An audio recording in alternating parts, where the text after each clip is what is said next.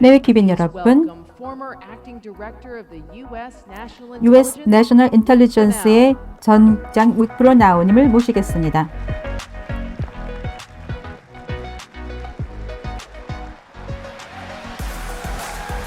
Thank you. 감사합니다. Thank you.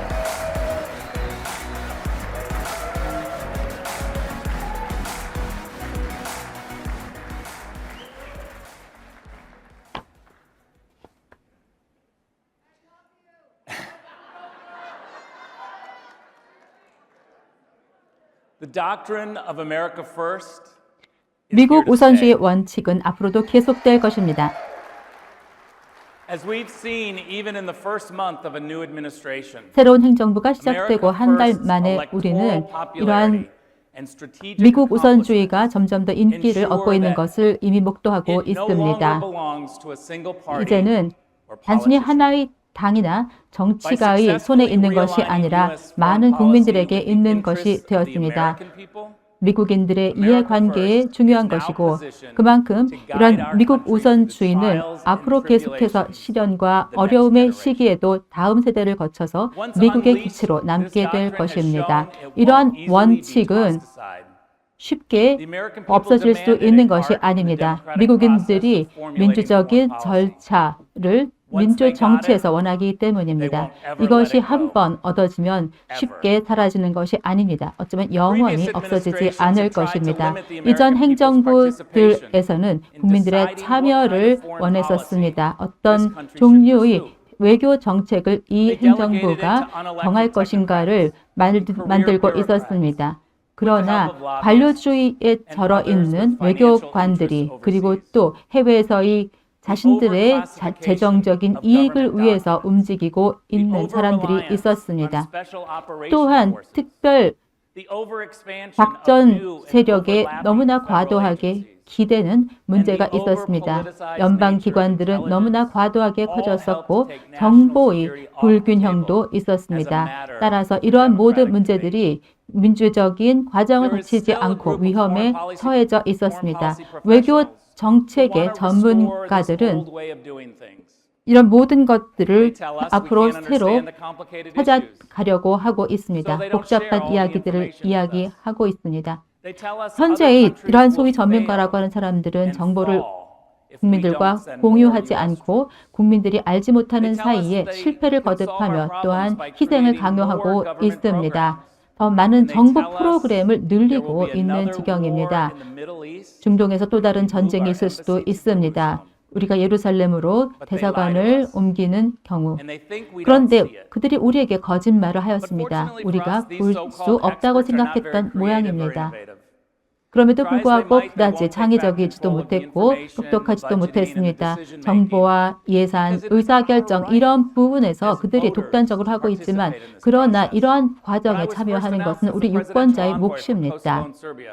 세르비아에서 코소보에서 이런 모든 이야기들을 제가 들었습니다. 누구에게 이야기를 하여 하는 것들도 들었고 누구에게 이야기할 수 없는가 하는 것도 들었습니다. 어떻게 문제를 해결할 것이며 어디에 그 해결책이 있는지를 들었습니다.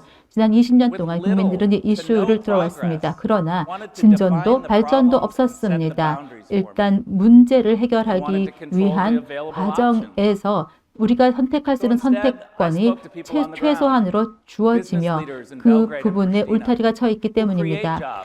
크리스티나는 울스트에서 지역의 전문성을 높이기 위해서 커버를 하고 있었습니다.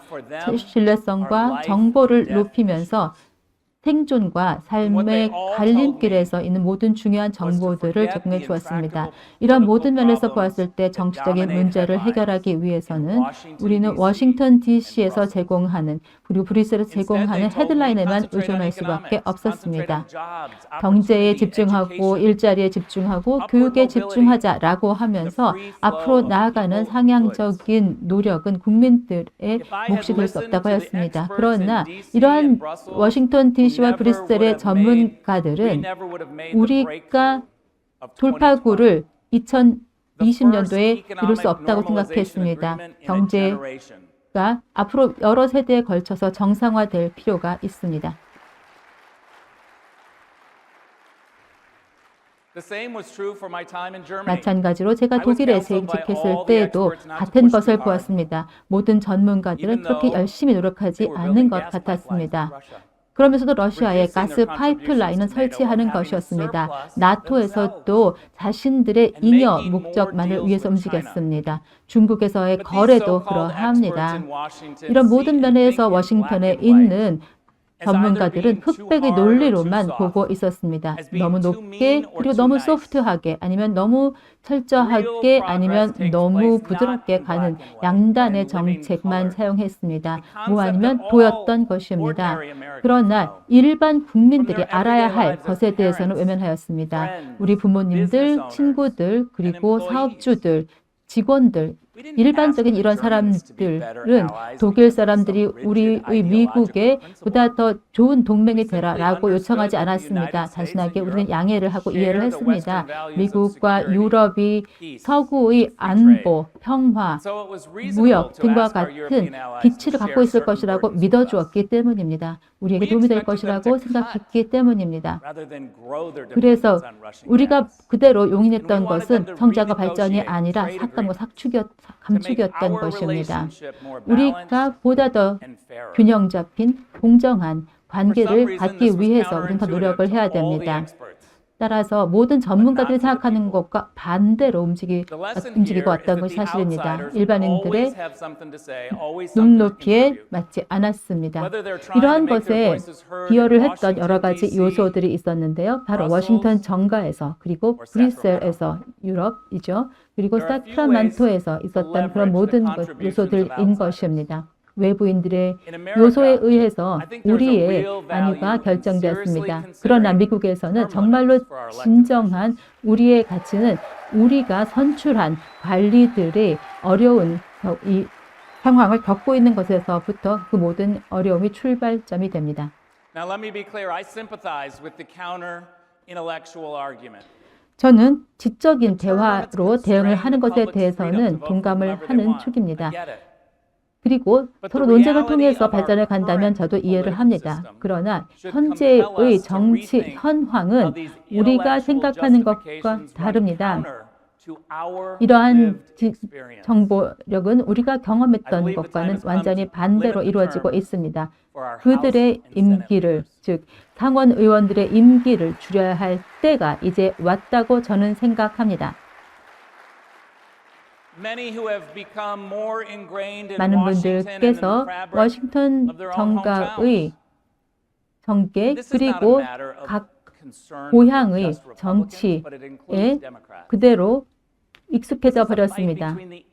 많은 부분에서 정치가 양당으로 나눠져 있습니다. 워싱턴 DC와 나머지 미국, 이 두 가지로 나눠져 있는 것이 현실인 것 같습니다. 선출직, 관리직에는 우리가 언제든지 소환할 수 있는 옵션이 있다는 것을 인지할 수 있어야 합니다.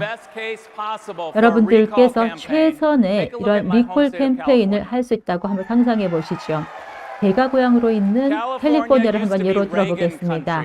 캘리포니아는 과거에 레이건의 주였습니다. 사업도 잘 되고 있었고 중산층이 부상을 하고 있었으며 행복한 삶을 살고 있었습니다. 그것은 과거이고요. 현재의 캘리포니아를 생각해 보시죠. 걷잡을 수 없는 폭력 사태와 그리고 또한 정전, 대학교에서는 학생들이 시위를 하고 있으며 많은 젊은 사람들 그리고 또한 부유한 계층들은 이사를 나오고 있습니다. 캘리포니아의 주지사는 원래 10억 달러의 마스크를 구입을 할 때 중국 기업과 거래했다는 것 여러분 알고 계십니까? 그리고 또 캘리포니아에 기반을 두고 있는 그런 사업체에 관련되어 있었습니다. 정치 경력에서 저는 이렇게 지금 현재만큼 캘리포니아에서처럼 리콜이 절실하게 필요한 때는 없었다고 생각이 듭니다. 물론 공직에 있는 계신 분들이 약속을 끊임없이 계속 지키지 못한다면 그리고 자신들의 임기에 제약을 가하지 못한다면 그리고 리콜을 시행할 수 없다면 다른 옵션이 또 있습니다. 여러분 스스로 출마하시는 Thank you very 겁니다. much. 감사합니다.